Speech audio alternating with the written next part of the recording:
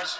Anything found objectionable, I will sit with the member and make the necessary deletions. Yes, leave it at that.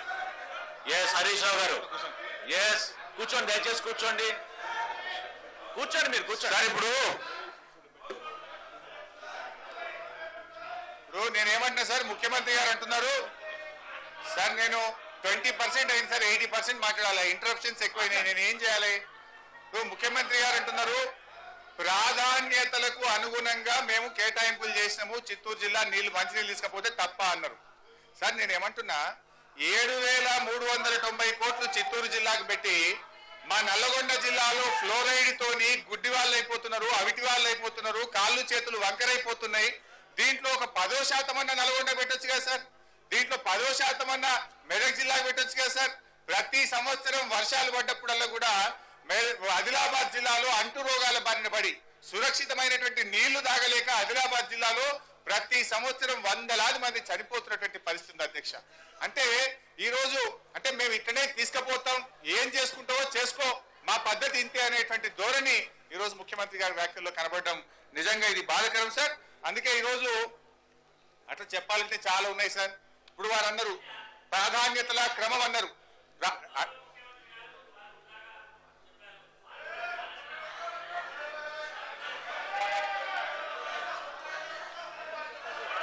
ఇప్పుడు అన్న Ramanareddy sir, Ramanareddy sir నేను వ్యక్తిగతంగా మాట్లాడలేదు, ఇక్కడ ప్రశ్నించాము, బయట తెలంగాణ ఉద్యమం కాలర్ పట్టుకొని అడిగింది అన్న, తెలంగాణ ఉద్యమం అడిగింది అన్న తప్ప వ్యక్తిగా నేను చెప్పలేదు.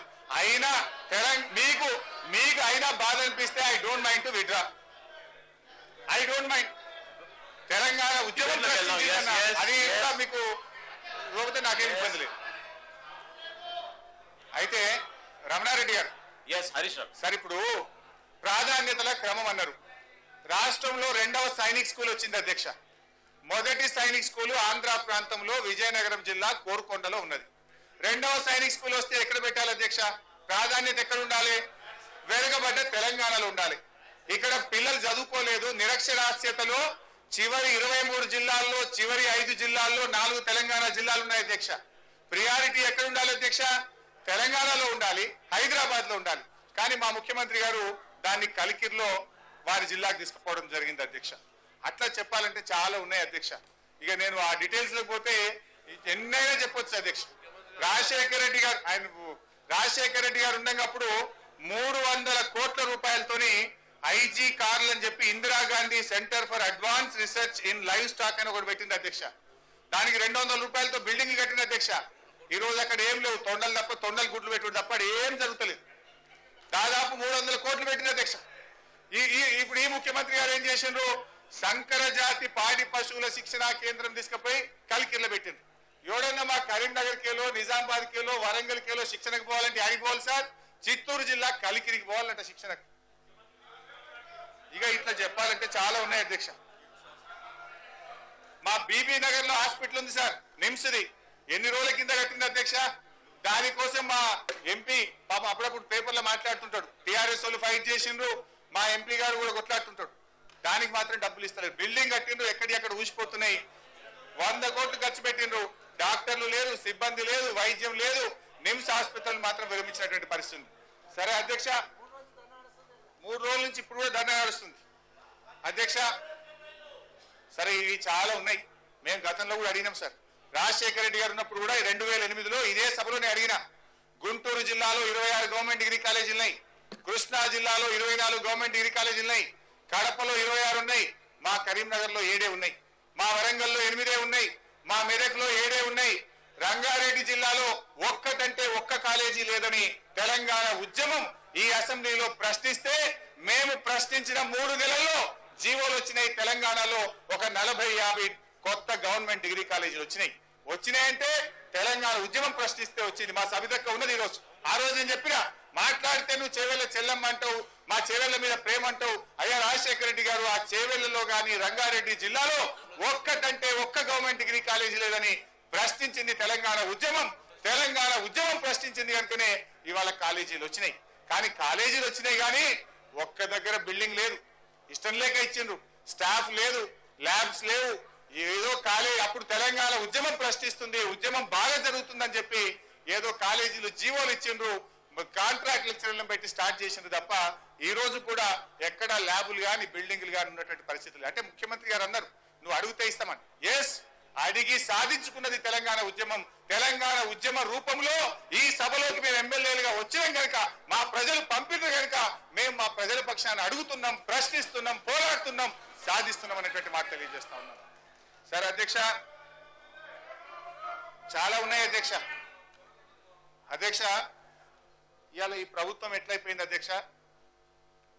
సరే, ఇదన్నీ తెలంగాణ వివక్షలు చెప్పినాం అధ్యక్ష.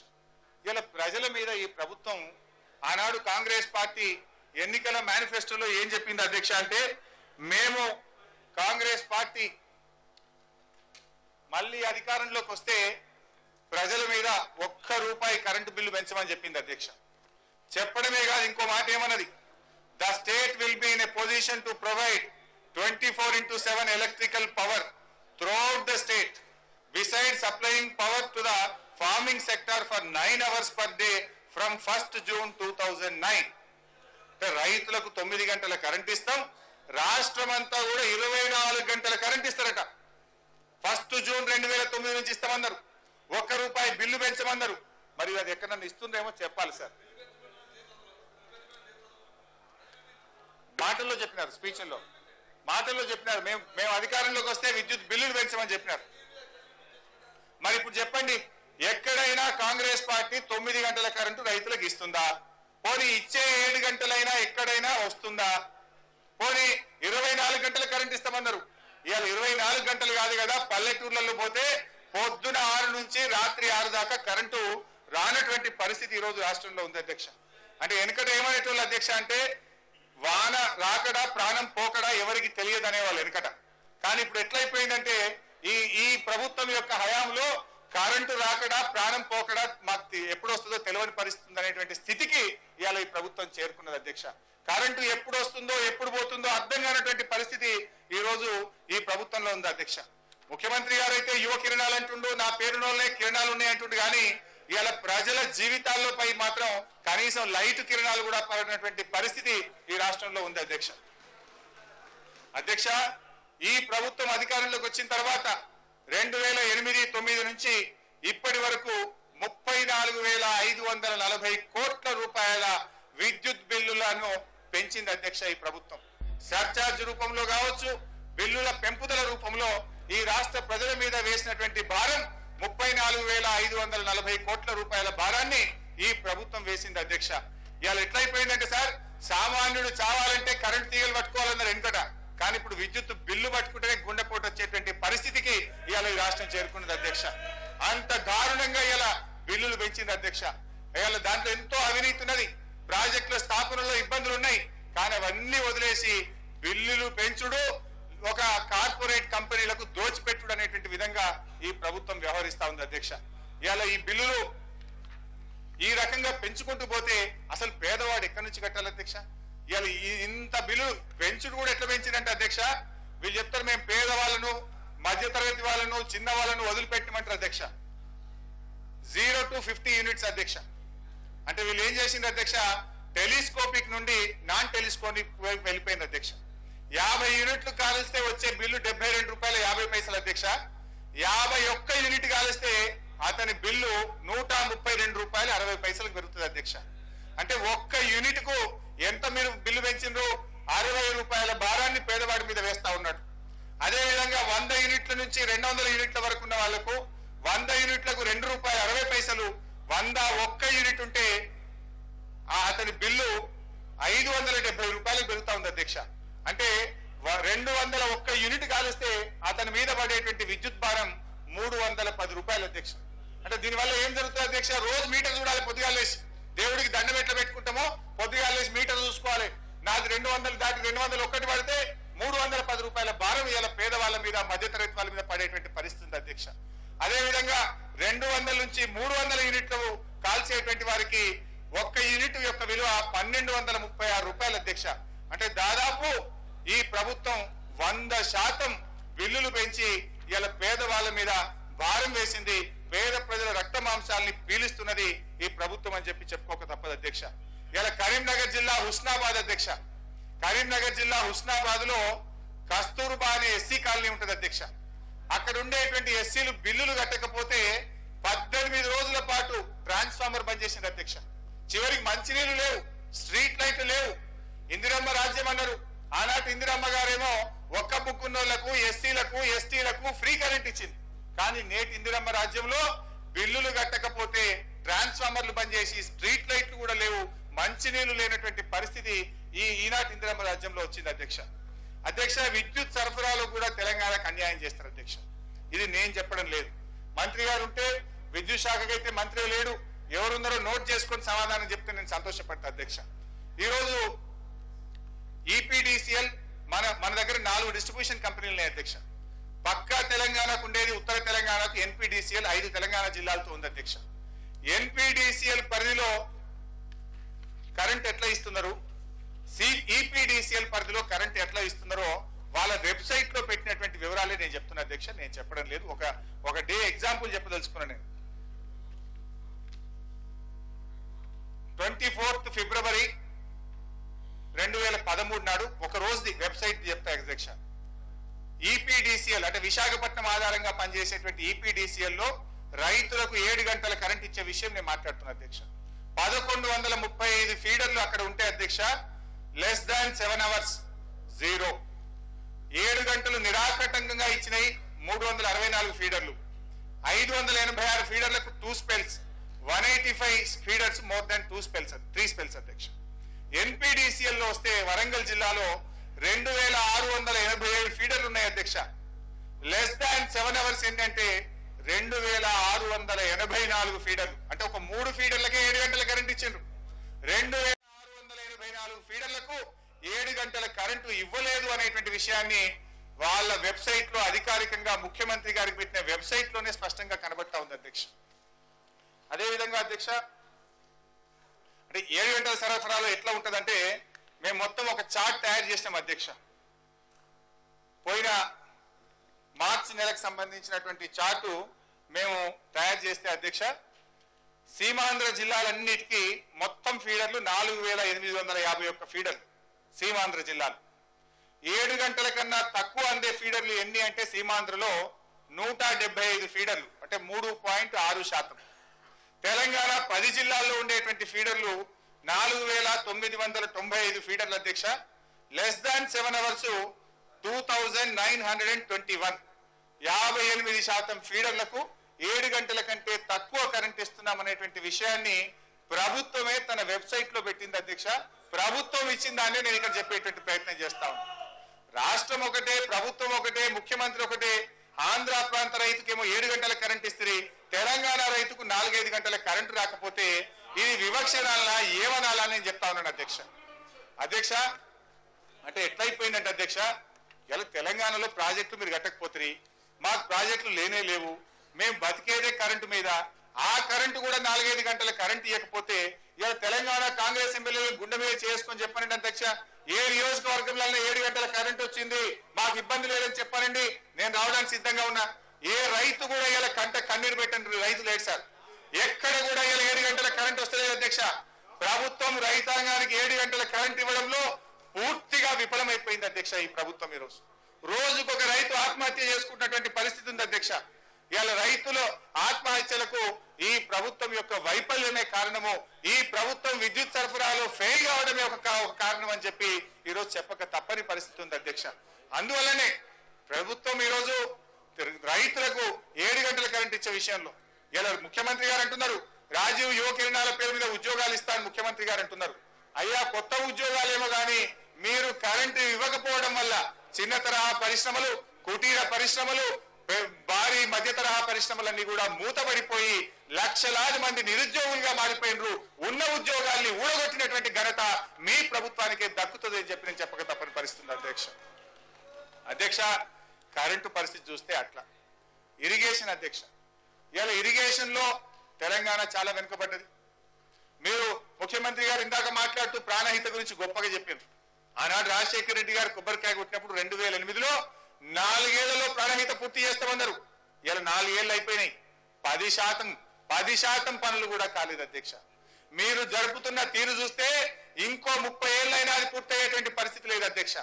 ఇవాళ మీరు దాని జాతీయ ప్రాజెక్టు సాధించడంలో కానీ క్లియరెన్స్లు సాధించడంలో కానీ 4 ఏళ్ళైనా ఇప్పటి వరకు పూర్తి స్థాయి క్లియరెన్స్లను కూడా సాధించకుండా తెలంగాణ ప్రాంతంలో ప్రధానమైనటువంటి ప్రాజెక్టును ప్రాణహితను ఈ ప్రభుత్వం నిర్లక్ష్యం చేసింది అధ్యక్ష. ఇలా కాంతాన్పల్లి తెలంగాణకు చాలా ప్రధానమైనటువంటి ప్రాజెక్టు కాంతాన్పల్లి ప్రాజెక్టు. ఎందుకంటే అధ్యక్ష ఇప్పటికే బాబ్లీని అడ్డుకోవడంలో ఈ ప్రభుత్వం పూర్తిగా విఫలమైపోయింది. బాబ్లీ విషయంలో సుప్రీంకోర్టులో సరైన వాదనలు వినిపించడంలో ఈ ప్రభుత్వం పూర్తిగా విఫలమైపోయింది. ఎస్ఆర్ఎస్పీ ఇప్పటికే నీళ్లు రానటువంటి పరిస్థితి ఉంది. ఇప్పుడు బాబ్లీని సుప్రీంకోర్టు తీర్పు ఇచ్చిన తర్వాత మరి ఆయనతో కూడా నీళ్లు రానటువంటి పరిస్థితి ఉంది అధ్యక్ష. అందువల్ల మరి ముఖ్యంగా ఇవాళ ఎస్ఆర్ఎస్పీ స్టేజ్ 2 కానీ దేవాదుల కానీ నీళ్లు రావాలి, నిజంగా తెలంగాణ లాభం జరగాలంటే కాంతానపల్లి ప్రాజెక్టును వెంటనే చేపట్టవలసినటువంటి అవసరం ఉంది అధ్యక్ష. ఎందుకంటే ఈరోజు ఎస్ఆర్ఎస్పీ తర్వాత ఏమైతుంది అధ్యక్ష అంటే గోదావరి నది మన ప్రాణహిత నది గోదావరిలో కాళేశ్వరం దగ్గర కలుస్తుంది అధ్యక్ష. అదేవిధంగా ఇంద్రావతి కూడా వచ్చి ఛత్తీస్గఢ్ నుంచి వచ్చేటువంటి ఇంద్రావతి మన వరంగల్ జిల్లాలో గోదావరిలో కలుస్తుంది అధ్యక్ష. మరి దాదాపు అక్కడ 650 టీఎంసీల నీళ్లు ఉన్నాయి అధ్యక్ష. మరి అక్కడ కాంతానపల్లి ప్రాజెక్ట్ కట్టినట్టయితే అది ఈ రోజు ఎస్ఆర్ఎస్పీకి స్టేజ్ 2 కానివ్వండి దేవాదులకు కానివ్వండి దాదాపు 7.5 లక్షల ఎకరాలకు ఆయకట్టుకు నీళ్లు ఇచ్చేటువంటి అవకాశం ఉంది. కానీ ముఖ్యమంత్రి గారు మాట్లాడుతుండ్రు మాకు ప్రాధాన్యతల క్రమం ఉందన్నారు. ఎక్కడ ఉంది మీకు ప్రాధాన్యతల క్రమం అని నేను అడుగుతా ఉన్నా. 3వ పంట కోసం ఆయకట్టు స్థిరీకరణ కోసం పోలవరం ప్రాజెక్టుకు మీరు టెండర్లు పిలుస్తా ఉన్నారు అధ్యక్ష. ఒక్క పంటకు నీళ్లు లేవు, రైతులు చచ్చిపోతా ఉన్నారు, ఆత్మహత్యలు పడుతున్నారు. వెనుకబడ్డ తెలంగాణ విషయంలో కాంతానపల్లి ప్రాజెక్టు విషయంలో మీరు ఎంత నిర్లక్ష్యం చేస్తున్నారో నేను అడుగుతా ఉన్నాను. 20 సార్లు పోయింది ముఖ్యమంత్రి గారి దగ్గరికి ఫైల్ కాంతానపల్లిది. ఫైనాన్స్ కు ముఖ్యమంత్రి ఆఫీస్ మధ్యలోనే ఆ ఫైల్ తిరుగుతా ఉంది తప్ప అది మాత్రం క్లియరెన్స్ కు నోచుకోలేదు. ముఖ్యమంత్రి గారు పక్షపాతంగా వ్యవహరించింది కనుకనే పోలవరం ప్రాజెక్టుకు టెండర్లు పిలిచిండ్రు. అర్ధరాత్రి పూట అగ్రిమెంట్లు చేసి మీరు ఇలా సీమాంధ్ర పక్షపాతిగా నిలిచిందనడానికి ఇది ఒక ఉదాహరణ చాలదా అని చెప్పి నేను ఈ ప్రభుత్వాన్ని అడుగుతా ఉన్నాను అధ్యక్ష. ఈరోజు అధ్యక్ష వ్యవసాయ రంగంలో పోతే కూడా అదే పరిస్థితి. చాలా విషయాలని నాకు టైం మీరు లేదంటున్నారు కనుక నేను కంక్లూడ్ చేసే షార్ట్ కట్ చేసుకునేటువంటి పరిస్థితి ఉంది అధ్యక్ష. ఇలా వ్యవసాయ రంగం ఇలా దేశంలోనే అత్యధిక ఆత్మహత్యలు తెలంగాణలో జరుగుతున్నాయి అధ్యక్ష. ఇది అధికారికంగా లెక్కలు, ప్రభుత్వం చెప్తున్నటువంటి లెక్కలు. రైతు ఆత్మహత్యలు 1998 నుంచి 2013 వరకు ఈ రాష్ట్రంలో 5572 మంది రైతులు ఆత్మహత్య చేసుకున్నారు అధ్యక్ష. ఒక్క తెలంగాణ ప్రాంతంలోనే 3424 మంది రైతులు ఆత్మహత్య చేసుకున్నారు అధ్యక్ష. అంటే దాదాపు 61.5% మంది రైతులు ఇలా తెలంగాణ ప్రాంతంలో ఆత్మహత్యలు చేసుకున్నారు. దీనికి కారణం ఈ ప్రభుత్వాలు కాదా అధ్యక్ష? దీనికి బాధ్యత మీరు వహించాల్సిన అవసరం లేదా అధ్యక్ష? ఇలా అందుకోసం అవిశ్వాసం పెట్టాల్సి వస్తుంది. రోజుకొక రైతు పిట్టల్లాగా రాలిపోతా ఉంటే ఈ ప్రభుత్వం నిశ్చేష్టమైపోయి చూస్తా ఉంది కనుకనే ఇంకా ఈ ప్రభుత్వం మీద అవిశ్వాసం పెట్టాల్సినటువంటి పరిస్థితి వచ్చింది అధ్యక్ష. క్రాప్ ఇన్సూరెన్స్ అధ్యక్ష 2000 సంవత్సరం నుంచి 2009 వరకు 9 ఏళ్లలో 2561 కోట్ల రూపాయలు క్రాప్ ఇన్సూరెన్స్ ఇస్తే అధ్యక్ష తెలంగాణకి ఇచ్చింది 169 కోట్ల అధ్యక్ష. అంటే 6.6%. 6.6% మాకు, 93.4% మీకు. ఇది అడిగితే నీకు నిధులియా, నీకు పైసలియా, నీ సంగతి చూస్తానే టైప్ లో ప్రభుత్వం ప్రశ్నిస్తే ఎంత అన్యాయం సార్ ఇది. సార్ ఇన్పుట్ సబ్సిడీ సార్ ఈరోజు 2011-12 సంవత్సరంలో సార్ మొత్తం తెలంగాణ 10 జిల్లాలు కూడా కరువు మండలాలుగా డిక్లేర్ చేస్తే అధ్యక్ష 896 కోట్లు మొత్తం రాష్ట్రం అంతా ఇన్పుట్ సబ్సిడీ రిలీజ్ చేస్తే 2011-12 సంవత్సరంలో తెలంగాణకి ఇచ్చింది కేవలం 97 కోట్లు మాత్రమే. అంటే ఇది 11% మాత్రమే అధ్యక్ష. అదేవిధంగా అధ్యక్ష సీడ్ సబ్సిడీలో 2011లో 167 కోట్ల రూపాయలు ఈ రాష్ట్రంలో రిలీజ్ చేస్తే తెలంగాణకి ఇచ్చింది 44 కోట్లు, అంటే 26% అధ్యక్ష. 2010లో 156 కోట్లు ఇస్తే అధ్యక్ష తెలంగాణకి ఇచ్చింది 38 కోట్లు, అంటే అది కేవలం 24% అధ్యక్ష. 2009లో ఖరీఫ్ అండ్ రబీ కలిపి 312 కోట్లు ఇస్తే తెలంగాణకి ఇచ్చింది 104 కోట్ల అధ్యక్ష, అది కేవలం 33%. అంటే తెలంగాణకు వెనుకబడ్డది, రైతులు ఆత్మహత్య చేసుకుంటారని తెలిసి కూడా 26%, 24% ఈ రకంగా ఇస్తూ ఇవాళ తెలంగాణకు ఈ ప్రభుత్వం అన్యాయం చేస్తా ఉంది అధ్యక్ష. ఇంకా వడగళ్ల వాన అధ్యక్ష. ఇప్పుడు నీలం తుఫాన్ వస్తే ప్రభుత్వం ఆగమేఘాల మీద కలిగింది అధ్యక్ష. తెలంగాణలో ప్రతిసారి కూడా కరువు గాని వడగళ్ల వాన వచ్చి కానీ అన్యాయం జరుగుతుంది అధ్యక్ష. 2011లో వడగళ్ల వాన పడ్డది, 2012లో వడగళ్ల వాన పడ్డది, ఇప్పుడు రీసెంట్ గా 2013లో కూడా వడగళ్ల వాన పడ్డది. ఈ 3 సంవత్సరాల నుంచి ₹1 ఎక్స్గ్రేషన్ కూడా రైతాంగానికి ఇన్పుట్ సబ్సిడీ రూపంలో ఈ ప్రభుత్వం అందించలేదు అధ్యక్ష. అంటే నీలం తుఫాను మీద, సీమాంధ్ర రైతుల మీద ఉన్నటువంటి ప్రేమ తెలంగాణలో వడగళ్ల వారం పడ్డటువంటి రైతులకు కానీ, కరువు వల్ల నష్టపోయినటువంటి రైతులకు ఇచ్చే విషయంలో ప్రభుత్వం నిర్లక్ష్యం చేస్తా ఉంది అధ్యక్ష. వెంటనే ఇవాళ ఈ ప్రభుత్వం తెలంగాణ రైతుల్ని పట్టించుకోలేదు కనుకనే ఈ రోజు మేము అవిశ్వాస తీర్మానాన్ని పెట్టవలసినటువంటి పరిస్థితి అధ్యక్ష. గ్రౌండ్ నట్ విషయంలో మా అన్న నవ్వుతున్నాడు రఘువీరారెడ్డి గారు, ఎందుకంటే తానే దీని ఉన్నాడు. గ్రౌండ్ నట్ విషయంలో కూడా అధ్యక్ష, ఎప్పుడైనా అనంతపూర్ లో అంతా గ్రౌండ్ నట్ వేస్తారని బ్రహ్మాండంగా seed maximum subsidy groundnut కి ఇస్తారు. తెలంగాణలో రబీలో గ్రౌండ్ నట్ బంటే ప్రొక్యూర్ చేసిండ్రు, తీసుకుపోయి అనంతపూర్ జిల్లాలో మాత్రం డంప్ చేస్తారు. సరే అనంతపూర్కి ఇవ్వండి, సంతోషం, డ్రౌట్ జిల్లా, పేద జిల్లా నేను ఒప్పుకుంటా. మరి మా తెలంగాణలో పెట్టేది పత్తి, మా దగ్గర మొత్తం పత్తే పెడతారు. మరి పత్తి విత్తనాలకు మీరు ఎందుకు సబ్సిడీ ఇయ్యరు? పత్తి విత్తనాల విషయంలో ప్రభుత్వం ఎందుకు విత్తనాలను ఏర్పాటు చేయలేకపోతుంది? తెలంగాణలో ప్రతి సంవత్సరం పత్తి విత్తనాల కోసం రైతు కుస్తీ పట్టే తప్ప విత్తనాలు దొరికాయి. పోలీస్ స్టేషన్ ముందు లైన్లు కట్టాలి, లాఠీ దెబ్బలు తింటేనే పత్తి విత్తనాలు దొరుకుతాయి, ఎరువులు దొరికేటువంటి పరిస్థితి. అంటే గ్రౌండ్ నట్ విషయంలో ఏ ప్రేమ అయితే అనంతపూర్ జిల్లాకు చూపించిండ్రో, తెలంగాణ రైతులకు పత్తి విత్తనాలు చూపించే విషయంలో ఈ ప్రభుత్వం పట్టించుకోలేదు కనుక, తెలంగాణ నిర్లక్ష్యం చేసింది కనుకనే ఇవాళ మేము అవిశ్వాస తీర్మానం పెట్టవలసినటువంటి పరిస్థితి వచ్చింది అధ్యక్ష. చివరికి కరువు మండలాల ప్రకటన అధ్యక్ష. ఇవాళ తెలంగాణలో ఏ జిల్లాకు పోయినా సార్ కరువు పరిస్థితులు వచ్చి బోర్లు ఎండిపోతా ఉన్నాయి, తాగడానికి నీళ్లు లేక ప్రజలు కొట్టుకుంటున్నటువంటి పరిస్థితి ఉంది అధ్యక్ష. కానీ వీళ్ళు కరువు మండలాలు ప్రకటిస్తే అధ్యక్ష, సీమాంధ్రలో 218 మండలాలు కరువు మండలాలు ప్రకటించారు. తెలంగాణలో కేవలం 16 మండలాలు మాత్రమే కరువు మండలాలుగా ప్రకటించి తెలంగాణ ప్రజలను, రైతులను చిన్న చూపు చూసింది కనుకనే ఈ ప్రభుత్వం మీద మేము అవిశ్వాస తీర్మానం పెట్టవలసినటువంటి పరిస్థితి వచ్చింది అధ్యక్ష. ఈ చివరి కేంద్ర ప్రభుత్వం నుంచి ఎంపీలు ఉన్నారు, ఇంతమంది కేంద్ర మంత్రులు ఉన్నారు, కానీ కేంద్ర ప్రభుత్వం నుంచి నిధులు రాబట్టడంలో కూడా ఈ ప్రభుత్వం పూర్తిగా విఫలమైపోయింది. నిన్ననే చూసాం అధ్యక్ష, 2892 కోట్ల రూపాయలు 7 రాష్ట్రాలకు కేంద్ర ప్రభుత్వం ఇస్తే అధ్యక్ష, మహారాష్ట్ర 1207 కోట్లు తీసుకుపోయింది. బీజేపీ అధికారంలో ఉండేటువంటి గుజరాత్ కూడా 864 కోట్లు తీసుకుపోయింది. కానీ ఆంధ్రప్రదేశ్ కు వచ్చింది కేవలం 417 కోట్లు మాత్రమే.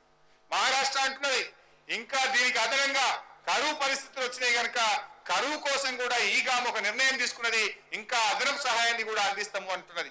కానీ మన రాష్ట్రం ఏం చేస్తుంది అధ్యక్ష? రాష్ట్రంలో కాంగ్రెస్ ప్రభుత్వం, కేంద్రంలో కాంగ్రెస్ ప్రభుత్వం ఇవాళ నీలం తుఫానుకు మీరు అడిగింది ఎంత, వాళ్ళు ఇచ్చింది ఎంత? కరువు మండలాల విషయంలో అసలు మీరు మండలాలు ప్రకటించడంలో వివక్ష, దాంట్లో నిధులు రాబట్టడంలో కూడా ఈ ప్రభుత్వం విఫలమైంది కనుకనే ఈ రోజు మేము అవిశ్వాస తీర్మానం పెట్టవలసినటువంటి పరిస్థితి వచ్చింది అధ్యక్ష. అదే విధంగా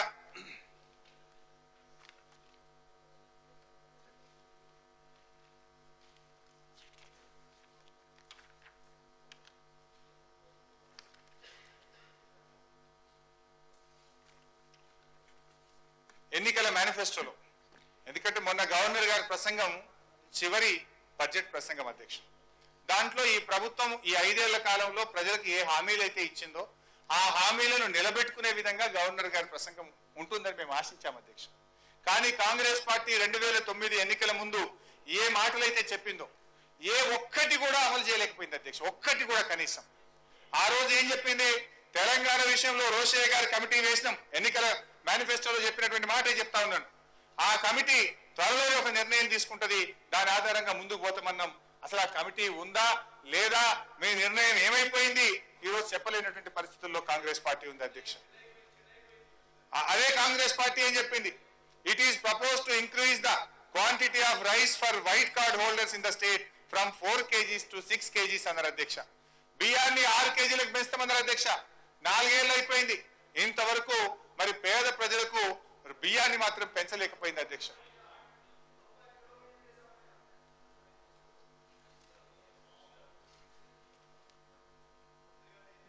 సార్, ప్రధానంగా ఆ రోజు ఉద్దేశం ఏంది అధ్యక్ష?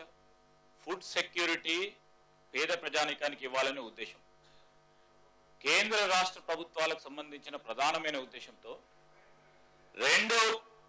రెండు సంవత్సరాల క్రితం రూపాయి కిలో బియ్యాన్ని ప్రవేశపెట్టాం అధ్యక్ష. ఫుడ్ సెక్యూరిటీ ఇవ్వాలనే ప్రధానమైన ఉద్దేశంతో 4 కేజీల నుంచి 6 కేజీలు చేయాలనే ఉద్దేశాన్ని కూడా దృష్టిలో పెట్టుకొని ఈ రోజు కేంద్ర ప్రభుత్వం కూడా అదే దిశలో ఫుడ్ సెక్యూరిటీ యాక్ట్ ని తీసుకొస్తా ఉంది అధ్యక్ష. అది మేము ఈ 2014 లోపల అమలు చేసే కార్యక్రమం భాగంలో ఉన్నాము. ఎక్కడ కూడా వెనుకాడలేదు. పేద ప్రజలను ఉద్దేశించి తీసుకున్న ప్రధానమైన నిర్ణయాల్లో రూపాయి కిలో బియ్యం అనేది ఒక ప్రధానమైన నిర్ణయం. పేద ప్రజలను తీసుకున్న నిర్ణయాన్ని దాని తదుపరి ఫుడ్ సెక్యూరిటీ యాక్ట్ కి సంబంధించి కేంద్ర ప్రభుత్వం ఈ రోజు మన రాష్ట్ర ప్రభుత్వానికి సంబంధించిన మేనిఫెస్టోను కూడా దృష్టిలో పెట్టుకుని ఈ రోజు యాక్ట్ పరంగా వస్తా ఉన్నాం అధ్యక్ష. ఒక చట్టాన్ని తీసుకొస్తా ఉన్నాం అధ్యక్ష. అది మా బాధ్యత. మేము బాధ్యతను ఎక్కడ విస్మరించలేదు. మేనిఫెస్టోలో సంబంధించిన ప్రధానమైన అంశాలను కూడా దృష్టిలో పెట్టుకొని మీరు తిరిగి 2014లో ఎన్నికల్లో పోయినప్పుడు చెప్పండి, అప్పుడు చెప్తాం.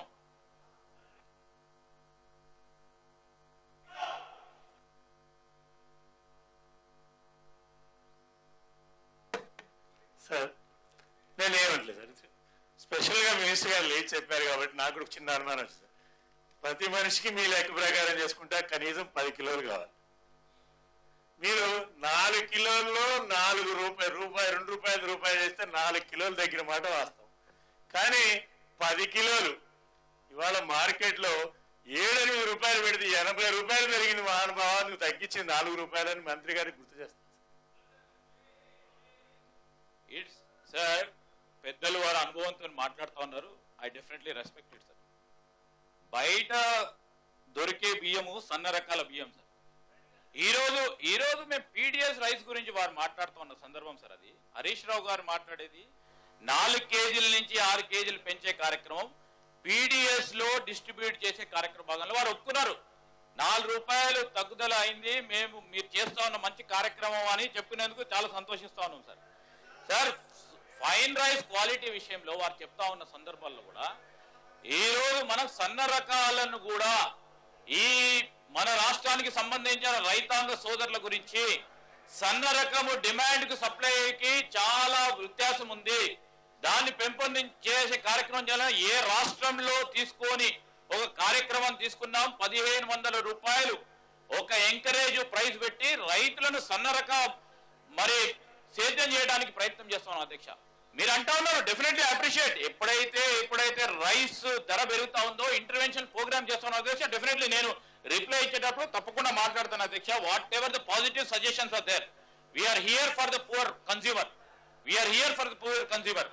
ఆ రూపాయి కేజీ బియ్యం విషయంలో వచ్చేవరకు మాట్లాడాను సార్. నేను వారు పీడిఎస్ అంశం విషయం మాట్లాడారంటే దానికి జవాబు చెప్పడం జరిగింది. హరీష్ రావు గారు వదిలేనా, పర్లేదు, will come back again.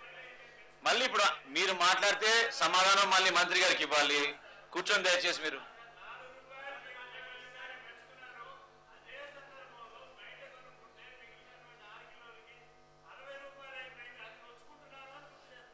Yes Harish Rao గారు. ఎస్ అధ్యక్ష, మా మంత్రి గారు శ్రీధర్ బాబు గారు మేము రూపాయి కిలో బియ్యం ఇచ్చాము అన్నారు. సార్ రూపాయి కిలో బియ్యం ఇవ్వడం ద్వారా 4 కేజీల బియ్యం మీద మీరు తగ్గించింది 4 రూపాయలు సార్. మీరు 6 కేజీలు ఇచ్చుంటే ఇంకో 2 కేజీలు అదనంగా ఇచ్చుంటే వాళ్ళకు మిగిలేది 98 రూపాయలు అధ్యక్ష. ఎందుకంటే ఈరోజు బియ్యం 50 రూపాయలు ఉంది సార్ మార్కెట్లో. 2 కేజీలు మీరు ఎంత సార్ ఇప్పుడు అంటే మీరు రూపాయి కిలో బియ్యం అంటే 2 రూపాయలు పోతే 100లో 98 రూపాయల భారం పెరిగింది అధ్యక్ష. మీరు ఎన్నికల మేనిఫెస్టోను అమలు చేసి 6 కేజీల బియ్యం ఇచ్చుంటే వాళ్ళకు ఒక్కొక్క కుటుంబానికి ఒక వ్యక్తికి 98 రూపాయలు మిగిలేదు అధ్యక్ష. ఎడమ చేయితో శ్రీధర్ బాబు గారు ఇచ్చింది 4 రూపాయలు, కుడి చేయితో తీసుకున్నటువంటిది వేస్తున్నటువంటి భారం 98 రూపాయలు అనేది మంత్రి గారు గుర్తించారు అధ్యక్ష. మీరు మేనిఫెస్టోలో పెట్టి 4 ఏళ్ళు అయింది. బహుశా మేము ఏమనుకున్నామంటే చివరి గవర్నర్ గారి ప్రసంగంలోనైనా ఈ సంవత్సరం నుంచి మేము 6 కేజీలు చేయబోతున్నాం. ఇది గవర్నర్ గారి ప్రసంగం అంటే ఏం సార్? ప్రభుత్వం యొక్క చేయబోయేటువంటి కార్యక్రమాలు. అందులోనైనా చెప్తారేమో, దీన్ని అమలు చేస్తారేమో నేను అనుకున్నాం అధ్యక్ష. అది గవర్నర్ గారి ప్రసంగంలో ఎక్కడ కనబడలేదు సార్. ఈరోజు మా కాస్ట్ షీట్ లో అంటే వారికి కూడా తెలుసు, పెద్దలందరికీ కూడా తెలుసు, ఈరోజు కార్పొరేషన్ కాస్ట్ షీట్ లో, ఎఫ్సిఐ కాస్ట్ షీట్ లో మేము బియ్యం సేకరణ చేస్తే 25 రూపాయల వేలం చేసే బియ్యాన్ని 1 రూపాయికి ఇస్తా ఉన్నాం. అంటే 24 రూపీస్ సబ్సిడీ మీద 1 కేజీ పైన ఇస్తా ఉన్నాం అధ్యక్ష. మనం చూస్తే 20 కేజీలు ఇస్తా ఉంటాం ఒక కుటుంబానికి సంబంధించి. 4 కేజీలు లెక్కేసుకున్న అధ్యక్ష 4 × 24 రూపాయలు అంతవరకు సబ్సిడీ ఇస్తా ఉన్నాము. వారి పక్షాన ఈరోజు రాష్ట్ర ప్రభుత్వం నిలబడి, కేంద్ర రాష్ట్ర ప్రభుత్వం నిలబడి ఈరోజు సబ్సిడీ ఇస్తా ఉన్న విషయాన్ని గణాంకాలను కొద్దిగా సరి చేసుకోమని హరీష్ రావు గారిని కోరుతా ఉన్నది. అన్న ఇప్పుడు నేనేమో ఒక వ్యక్తిని మాట్లాడిన, మీరు కుటుంబంలో మాట్లాడిన, కుటుంబం మాట్లాడితే కూడా అట్లే క్యాలిక్యులేట్ చేయాలి. అప్పుడు 20 కేజీల మీద మీరు మాట్లాడుతున్నారు. 20 కేజీలు ఎవరికి ఇస్తున్నారు? 5 సభ్యులు ఉండేటువంటి కుటుంబానికి 20 కేజీలు ఇస్తున్నారు. రేపు 6 సభ్యులు ఉన్న కుటుంబానికి 20 కేజీలు ఇస్తున్నారు. ఓకే, రేపు మీరు 6 కేజీలకు పెంచితే ఏమవుతుంది? ఇంకో 10 కేజీలు ఎక్కువ వస్తాయి. 10 కేజీలు అంటే ఎంత మిగులుతుంది? దాదాపు 490 రూపాయలు మిగులుతాయి కుటుంబానికి. ఇప్పుడు ఇలా ఓపెన్ మార్కెట్ లో ఫైన్ రైస్ 45 నుంచి 50 రూపాయలు ఉంది. మీరు ఆ రకంగా పెంచినప్పుడు 4 కేజీలు 6 కేజీలు చేస్తే ఒక మనిషికి, ఆ కుటుంబానికి ఈ రోజు 20 కిలోలు ఇస్తుండ్రు, రేపు 30 కిలోలు వస్తాయి. 10 కేజీలు అదనంగా వస్తే ఆ కుటుంబం కడుపుండా తినగలుగుతుంది. నేను అడుగుతా ఉన్నా, మా మంత్రి గారు 4 కిలోలు తిని నెలంతా బతుకుతాడా సార్? నేనైతే బతక సార్. నేను 7 కిలోలు తింటా. మా మంత్రి గారు 4 కిలోలు తింటాడా? Yes, nothing personal. I told debate lo manam we must be No, I have to set the record straight, sir. ఈ రోజు పబ్లిక్ డిస్ట్రిబ్యూషన్ సిస్టమ్ అనే కాన్సెప్ట్ ఎందుకు వచ్చింది సార్? పేద ప్రజానికానికి ఉన్న ఇబ్బందుల్లో ప్రభుత్వాలు ఇంటర్వ్యూన్ అయ్యి వారిలో ఉన్న ఇబ్బందులను సగానికి సగమన్నా మన పైన భారం తీసుకోవాలని. అందుకోసము 4 కేజీలు ప్రతి ఒక్క వ్యక్తికి కానీ, 20 కేజీలు సగటున ఒక కుటుంబానికి గానికి 40 కేజీలు చొప్పున ఈ రోజు కన్సంప్షన్ ఉందని 20 కేజీల వరకు ఆ రోజు నిర్ణయం చేయడం జరిగింది. మొత్తం ఎంత కన్జ్యూమ్ చేస్తామో దాంట్లో వారి డిఫికల్టీస్ లో, వారికి ఉన్న ఇబ్బందుల్లో రాష్ట్ర ప్రభుత్వం బాధ్యతగా షేర్ చేసుకోవాలన్నది. మేము 4 కేజీలు ఇస్తే బతుకుతామో ఇంకోలాగా, పేద ప్రజానికానికి సంబంధించిన ప్రధానమైన అంశాల్లో ఒక బాధ్యతగా ఈ రోజు రాష్ట్ర కేంద్ర ప్రభుత్వాలు ఇంటర్వ్యూన్ కావాలనే పబ్లిక్ డిస్ట్రిబ్యూషన్ సిస్టమ్ రావడం జరిగింది. అది వారికి కూడా తెలుసు. ఆ సందర్భాన్ని పురస్కరించుకొని ఇంత ప్రధానమైన కార్యక్రమము ఇంత సాఫీగా చేస్తా ఉన్న తరుణం మర్చిపోయి మీరు అంటా ఉన్న 6 కేజీస్ బియ్యం సంబంధించి ఈ రోజు 6 కేజీస్ బియ్యం ఈ రోజు 35 కేజీల బియ్యానికి సంబంధించి ఫుడ్ సెక్యూరిటీ యాక్ట్ తీసుకురావాలి, కేంద్రం నుంచి తీసుకురావాలనే ఆలోచనతో ఉన్నది. ఈ కాంగ్రెస్ ప్రభుత్వం అంత ప్రధానమైన కార్యక్రమం చేయబోతా ఉంది. అది దృష్టిలో పెట్టుకోమని మేము సోదరుని కోరుతా ఉన్నాం.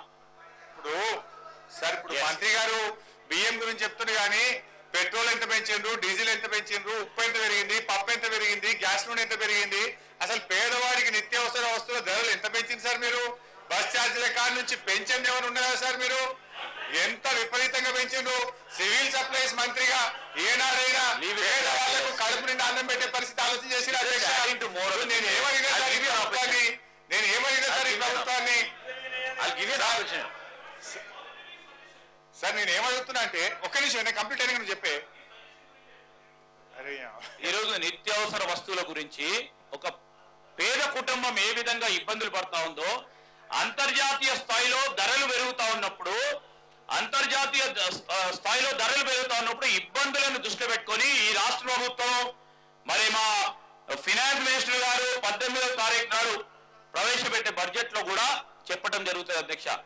మేము మరొక 6 వస్తువులను ఈ పౌర సరఫరాల సంస్థ ద్వారా పేద ప్రజానికానికి మరి ఇబ్బంది లేకుండా ప్రతి కుటుంబం కూడా రోజువారీ పరంగా అవసరమయ్యే వస్తువులను అందజేస్తా ఉన్నాము. మరి మీరు మంచి సలహాలు ఇస్తే ఆ సలహా ప్రకారంగా ముందుకు వేయడానికి ఉందని చెప్తా ఉన్నారు. సార్ ఇప్పుడు మేము అన్నది ఏంటి సార్, 2009 మేనిఫెస్టోలో చెప్పినారు, 2013లోకి వచ్చినాం, చివరి బడ్జెట్ వచ్చింది, ఇంకెప్పుడు చేస్తారంటున్నా. మా మంత్రి గారు చెప్పేది ఏంటంటే పోయేటప్పుడు లాస్ట్ చేస్తాం, ఇక 6 నెలల ముందు ఇస్తామంటున్నాడు. మీరు 5 ఏళ్లలో ఎన్నికైతే ఇంకా టైం ఉన్నది మాకు, ఇంకా మేము ఆలోచన చేస్తున్నాము అంటున్నారు. అంటే ఇక లాస్ట్ దిగిపోయే ముంగటి ఇచ్చేటువంటి ఆలోచన కనబడతాం సార్. ఇప్పుడు ఈ ప్రభుత్వం ఎన్నికల మేనిఫెస్టోలో చెప్పిన దాని ప్రకారంగా తెలంగాణ విషయంలో ఈ ప్రభుత్వం ప్రజలకు మోసం చేసింది అధ్యక్ష. ఈ ప్రభుత్వం ప్రజలందరికీ 24 గంటల కరెంట్ ఇస్తామని చెప్పి మాట తప్పింది అధ్యక్ష. ఈ ప్రభుత్వం రైతులకు 9 గంటల కరెంట్ ఇస్తామని చెప్పి మాట తప్పింది అధ్యక్ష. ఈ ప్రభుత్వం అందరికీ 6 కేజీల బియ్యం ఇస్తామని చెప్పి మాట తప్పింది అధ్యక్ష. ఈ ప్రభుత్వం పర్ హెడ్ ఈ ప్రభుత్వము ప్రతి ఇంటికి కూడా gas, it is also proposed to saturate the requirement of gas cylinders for cooking. There will be no household in the state without a gas connection at the end of the 4th year. మరి 4 ఏళ్ళు అయిపోయింది.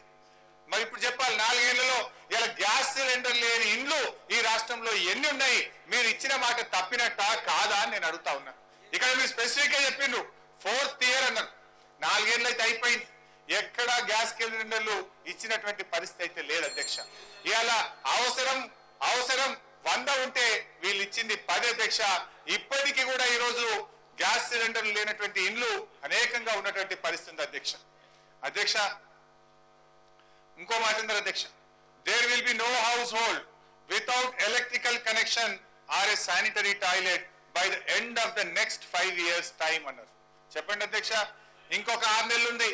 ఇప్పుడు వీళ్ళు ఎన్ని ఇండ్లు ఉన్నాయి అధ్యక్ష? ఎన్ని ఇండ్లు ఎలక్ట్రికల్ చేసింది అధ్యక్ష? ఇప్పటికి తండాలు, గిరిజన గోండు గూడాలు, కరెంటు లేకుండా గూడాలు, తండాలు, దళిత వార్డులు కూడా ఉన్నాయి అధ్యక్ష. వీళ్ళు అందరికీ కనెక్షన్ ఇస్తామన్నారు కానీ ఇప్పుడు ఉన్న కనెక్షన్లు ఉడవికే పరిస్థితి స్టార్ట్ చేసింది అధ్యక్ష. బిల్లులు కట్టకపోతే తండాలు, గూడాలు, దళిత వార్డులకు కూడా ఈరోజు మంచినీళ్లు లేకుండా, స్ట్రీట్ లైట్లు లేకుండా కూడా ఉన్న కరెంటును కూడా ఊడగొట్టేటువంటి పరిస్థితుల్లో ఈ ప్రభుత్వం కొనసాగడం వల్ల ఎన్నికల మేనిఫెస్టోలో ఇచ్చిన ఏ మాటను కూడా ఈ ప్రభుత్వం నిలబెట్టుకోలేదు కనుకనే మేము ఈ ప్రభుత్వం మీద అవిశ్వాస తీర్మానం పెట్టవలసి వచ్చింది అధ్యక్ష. మా తెలంగాణ కాంగ్రెస్ ఎమ్మెల్యేలు మరి ఇంత జరుగుతా ఉన్నా మా ఎమ్మెల్యేలు మాత్రం మాట్లాడకపోవడం చాలా బాధాకరమైనటువంటి విషయం. ఇవాళ ఏమైపోయింది అధ్యక్ష అంటే ఒక చిన్న ఇది చెప్పదలుచుకున్నా. అంటే ఇలా ఏమైతే కూడా మా తెలంగాణ ఎమ్మెల్యేలు కూడా దయచేసి ఆలోచన చేయాల్సి వస్తుంది. ఇప్పుడు ఒక పెద్ద ఆయన మార్కెట్కి పోయినప్పుడు అక్కడ చిలుకలు అమ్ముతా ఉంటే చిలుకల దగ్గరికి పోయి ఒక మంచి చిలుక అయ్యాయా అన్నాడట. ఆ చిలుకలు అమ్మట ఆయన ఏమన్నాడు, ఇగో ఇది బాగుంటది, ఇది మాట్లాడే చిలుక, ఇది చాలా చక్కగా మాట్లాడుతుంది అంటే డబ్బులు ఇచ్చి ఆ చిలుకను కొనుక్కొని ఇంటికి వచ్చిండు అధ్యక్ష. ఇంటికి వచ్చి భార్యకు ఆ చిలుకని ఇచ్చిండు, తెచ్చినటువంటి వస్తువులు ఇచ్చిండు. హడావిడిలో తొందరగా ఆఫీస్కి వెళ్ళిపోయింది అధ్యక్ష. మధ్యాహ్నం ఆఫీస్కి వెళ్ళి ఇంటికి వచ్చిన తర్వాత భోజనానికి వచ్చినప్పుడు కూర్చున్నప్పుడు భార్య ప్లేట్లో నాన్ వెజ్ పెట్టింది అధ్యక్ష. ఎక్కడ కొనుకొచ్చినావమ్మా ఇది అంటే, ఏముంది నువ్వు పొద్దున చిలుక తెచ్చినావు కదా, ఆ చిలుకనే కోసి వండి పెట్టినా అన్నదట. అనగానే అయ్యో పిచ్చిదానా, ఆ చిలుక మాట్లాడే చిలుక కదనే, గా చిలుకని ఎందుకు కోసినావు, అది మాట మాట్లాడుతుంది కదా అని ఆ పెద్ద ఆయన అన్నదట. అంటే ఆమె భార్య అన్నదట, అరే మెడ మీద కత్తి పెట్టినప్పుడు నా చిలుక అనొచ్చు కదా, నేను మాట్లాడే చిలుకను, నన్ను కొయ్యొద్దు నా చిలుక అని ఉంటే నేను కోసి ఉండేదాన్ని కాదు కదా, అది మాట్లాడలేదు కనుక నేను కోసేసిన అన్నదట. ఇలా మా తెలంగాణ కాంగ్రెస్ ఎమ్మెల్యేలు కానీ మా మంత్రులు కానీ ఈరోజు మెడ మీద కత్తి పెట్టి సీమాంధ్రులు మన తెలంగాణ రాకుండా ఈరోజు అడ్డుపడతా ఉంటే ఇప్పుడు కూడా మీరు మాట్లాడకపోతే రేపు ప్రజాక్షేత్రంలో తెలంగాణ ప్రజలు మీకు కూడా అదే పని చేసేటువంటి పరిస్థితి వస్తుందేమో. దయచేసి ఆలోచన చేయండి తెలంగాణ ప్రతినిధులారా అని చెప్పి నేను ఈ సందర్భంగా వారిని కోరుతా ఉన్నాను అధ్యక్ష. కంప్లీట్ చేస్తాను అధ్యక్ష. ఈరోజు మా బహుశా ఆంధ్రప్రదేశ్ శాసనసభ చరిత్రలో ప్లీజ్ కంప్లీట్.